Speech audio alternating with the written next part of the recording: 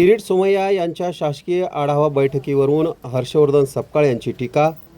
ना कुठले शासकीय पद ना कुठली प्रतिष्ठा, तरीही शासकीय पायघड्या कशा।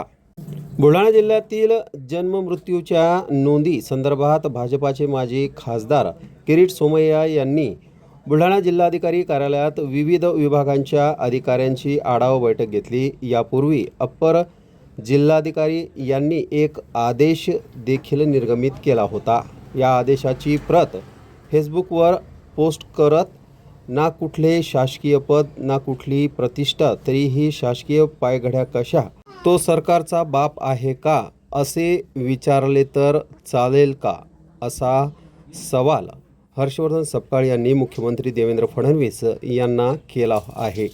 त्यावरून माझ्यासारख्या सामान्य माणसाला देवेंद्र फडणवीस एवढा सन्मान देतात, मात्र राज्यभर अनेक ठिकाणी लव जिहादच्या घटना घडत आहेत, त्यावर काँग्रेसचे नेते का बोलत नाहीत, असा पलटवार देखील किरीट सोमय्या यांनी केला आहे।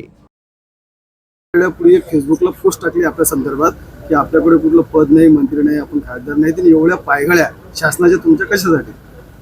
त्यांनी मुख्यमंत्र्यांनी ट्रोल केलं। मला कळलं नाही की ते माझं कौतुक करतायत आणि मुख्यमंत्र्यांचं कौतुक करतायत की सामान्य नागरिक सारखा किरीट सोमय्या एवढं करू शकतो आणि त्या सामान्य नागरिकाला देवेंद्र फडणवीस एवढं रिस्पेक्ट देतात।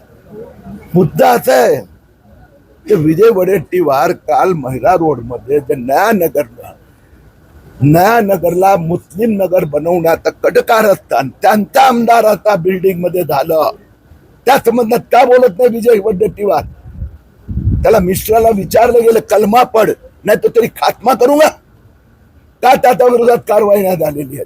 हे ठिकठिकाणी जे चाललेले आहेत, आता कोल्हापूरमध्ये झालं त्यात का काँग्रेसी नेते गप्प बसून आहेत, अमरावतीत झालं, अनेक ठिकाणी हे होत आहेत। अशा प्रकारचं लव जिहाद लँड जिहाद आम्ही सहन करणार नाही।